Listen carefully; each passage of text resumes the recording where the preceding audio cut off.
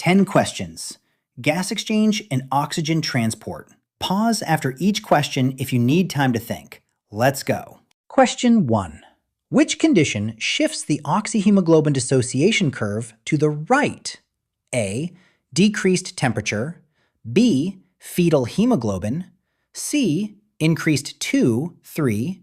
D. PG. D. Carbon monoxide poisoning. Pause if you need to think.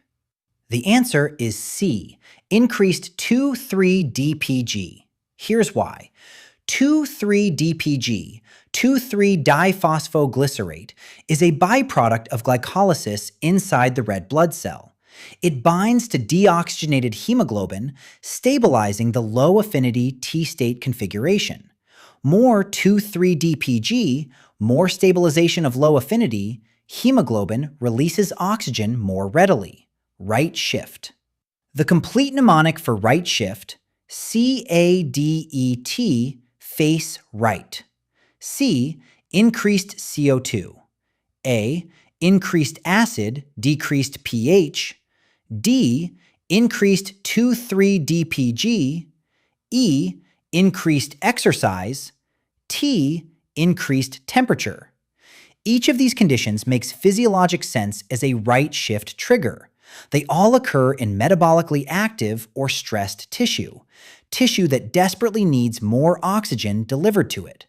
The right shift is the body's adaptive response, delivering oxygen exactly where and when it's needed most. Right shift, decreased affinity, easier oxygen unloading at the tissues. Question 2. Which of the following best explains why arterial PO2 is slightly lower than alveolar PO2? A. Diffusion limitation. B. Physiologic shunt. C. Increased oxygen consumption. D. Carbon dioxide retention. The answer is B. Physiologic shunt. Here's why. In a perfect lung, every drop of blood would pass by a perfectly ventilated alveolus and fully equilibrate. Arterial PO2 would equal alveolar PO2 exactly. But the real lung is not perfect. A small fraction of cardiac output, approximately 2%, bypasses the alveoli entirely. This happens through two anatomic pathways. Bronchial circulation, blood supplying the conducting airways themselves, drains directly into the pulmonary veins, without ever passing an alveolus for gas exchange. Thebesian circulation, small venous channels draining a portion of the left ventricular myocardium directly into the left ventricle, also bypassing the lungs entirely. This blood, deoxygenated, never exposed to alveolar oxygen, mixes with the fully oxygenated blood coming from properly ventilated alveoli. The result? Venous admixture, the physiologic shunt. Alveolar PO2, approximately 100 millimeters of mercury. Arterial PO2, slightly less, approximately 95 to 98 millimeters of mercury, because of this normal small degree of shunting. This is a normal physiologic finding, present in every healthy person. Pathologic shunts, intracardiac defects, severe atelectasis, ARDS, dramatically increase this admixture, and the AA gradient widens further. Physiologic shunt, the reason a perfectly normal lung still has a measurable AA gradient. Question 3. Which of the following causes a left shift of the oxyhemoglobin dissociation curve? A. Increased temperature. B. Increased 2,3-DPG. C. Increased PCO2. D. Fetal hemoglobin. The answer is D. Fetal hemoglobin. Here's why. Fetal hemoglobin contains gamma subunits instead of the beta subunits found in adult hemoglobin. This structural difference means fetal hemoglobin binds 2,3-DPG far less effectively than adult hemoglobin. Remember, 2,3-DPG stabilizes the low affinity state. Without effective 2,3-DPG binding, fetal hemoglobin remains in a higher affinity configuration. increased affinity, decreased P50, left shift. This is not a flaw. It is precisely engineered physiology. At the placental interface, maternal blood arrives already partially deoxygenated from perfusing maternal tissues. PO2 in the intervillous space is relatively low. Fetal hemoglobin's higher affinity allows it to extract oxygen from maternal hemoglobin even at these low PO2 values, pulling oxygen across the placenta from mother to fetus. This left-shifted curve is essential for fetal survival. After birth, fetal hemoglobin is gradually replaced by adult hemoglobin, typically reaching adult levels by 6 months of age. The curve normalizes as this transition occurs. Fetal hemoglobin, left shift, designed for placental oxygen extraction. Question 4. Which condition increases 2,3 DPG concentration? A. Chronic hypoxemia. B. Carbon monoxide poisoning. C. Hypothermia. D. Alkalosis. The answer is A. Chronic hypoxemia. Here's why. This is the body's elegant long-term adaptive response to sustained low oxygen availability. Examples of chronic hypoxemia: living at high altitude, chronic obstructive lung disease, chronic anemia. In each of these conditions, tissues are chronically receiving less oxygen than they would prefer. Over days to weeks, red blood cells increase their production of 2,3-DPG. More 2,3-DPG, more stabilization of the low-affinity hemoglobin state, right shift, increased P50. Hemoglobin releases oxygen more readily to the tissues, compensating for the reduced oxygen availability. This is a beautiful example of physiologic compensation, the body adapting its oxygen delivery machinery over time to match chronic environmental or pathologic conditions. This is also why people who live at altitude or train at altitude develop enhanced tissue oxygen delivery capacity even at the same hemoglobin saturation as someone at sea level. Chronic hypoxemia, increased 2,3-DPG, right shift, adaptive enhancement of tissue oxygen delivery. Question 5. Which cause of hypoxemia typically does not improve completely with supplemental oxygen? A. High altitude. B. Hypoventilation. C. Right to left shunt. D. Diffusion defect. The answer is C. Right to left shunt. Here's why. This is one of the highest yield concepts in respiratory physiology, and it has direct clinical implications every single day in anesthesia. In a right to left shunt, blood travels from the right side of the circulation to the left side without ever passing through ventilated alveoli. Think about what supplemental oxygen actually does. It increases the oxygen concentration in the alveoli, which increases the PO2 of blood that passes by those alveoli. But shunted blood never sees the alveoli at all. No matter how high you raise FiO2, shunted blood remains exactly as deoxygenated as before. Increasing FiO2 to 100% will improve the PO2 of the properly ventilated blood, but the shunted fraction remains unaffected and continues to drag down the overall arterial oxygen content. This produces a hallmark finding: hypoxemia that responds poorly to supplemental oxygen. Compare this to the other causes: high altitude, low PO2 in the inspired air. Supplemental oxygen directly raises the inspired and alveolar PO2, corrects the hypoxemia effectively. Hypoventilation, low alveolar PO2 from inadequate ventilation. Supplemental oxygen raises the inspired oxygen fraction, improves alveolar and arterial PO2. Diffusion defect, impaired oxygen movement across a thickened membrane. Supplemental oxygen increases the alveolar capillary gradient, drives more oxygen across despite the impaired diffusion. Significant improvement. Right to left shunt. The blood never touches the alveolar oxygen at all. Supplemental oxygen has limited benefit.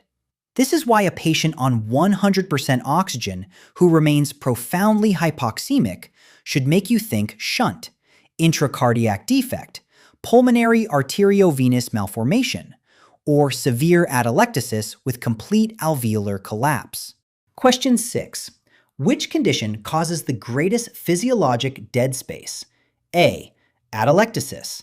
B. Pulmonary embolism. C. Pneumonia. D. Right to left shunt. The answer is B. Pulmonary embolism. Here's why. Dead space is the precise opposite of shunt physiology. Shunt, perfusion without ventilation. Dead space, ventilation without perfusion. Pulmonary embolism is the classic dead space lesion. A thrombus obstructs a pulmonary artery.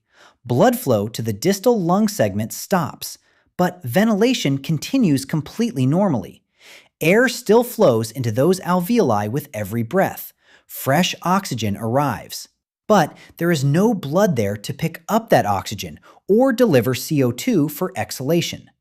The V/Q ratio in that region approaches infinity. Ventilation with essentially zero perfusion. This produces the classic clinical and monitor findings of pulmonary embolism. EdCO2 drops because CO2 delivery to that ventilated but not perfused region has stopped. The arterial to end-tidal CO2 gradient widens, normally only 2 to 5 millimeters of mercury, can widen dramatically with significant embolism. This is why a sudden, unexplained EdCO2 drop during anesthesia without ventilator changes should immediately raise suspicion for PE, air embolism, or any acute process that obstructs pulmonary blood flow. Pulmonary embolism, the prototype dead space disease, ventilation continuing, perfusion abruptly stopping. Question 7. Which statement regarding carbon dioxide transport is true? A. Most CO2 is dissolved in plasma. B. Most CO2 is carried as bicarbonate. C. Most CO2 binds albumin. D. Most CO2 binds platelets. The answer is B. Most CO2 is carried as bicarbonate. Here's why. CO2 produced by cellular metabolism travels through the blood in 3 distinct forms, and the proportions matter significantly for understanding acid-base physiology. Bicarbonate, approximately 70% of total CO2 transport. CO2 enters the red blood cell. Carbonic anhydrase rapidly catalyzes the conversion of CO2 and water to carbonic acid. Carbonic acid dissociates to hydrogen ion and bicarbonate. Bicarbonate exits the red cell into the plasma. Chloride enters in exchange, the chloride shift. This is the dominant pathway, and it directly links CO2 transport to systemic acid-base balance. Carbamino compounds, approximately 20 to 25%. CO2 binds directly to the amino groups of hemoglobin, forming carbamino hemoglobin. Deoxygenated hemoglobin binds CO2 in this form more effectively than oxygenated hemoglobin, the foundation of the Haldane effect. Dissolved CO2, approximately 5 to 10%. CO2 dissolves directly in plasma without any chemical transformation. This is what your arterial blood gas actually measures as PaCO2. Bicarbonate, carbamino, dissolved. 70, 20 to 25, 5 to 10. Bicarbonate dominates. Question 8. The Haldane effect describes A. Effect of CO2 on oxygen affinity. B. Effect of oxygenation on CO2 transport. C. Effect of temperature on oxygen affinity. D. Effect of pH on oxygen transport. The answer is B. Effect of oxygenation on CO2 transport. Here's why. The Haldane effect states deoxygenated hemoglobin carries more CO2 than oxygenated hemoglobin.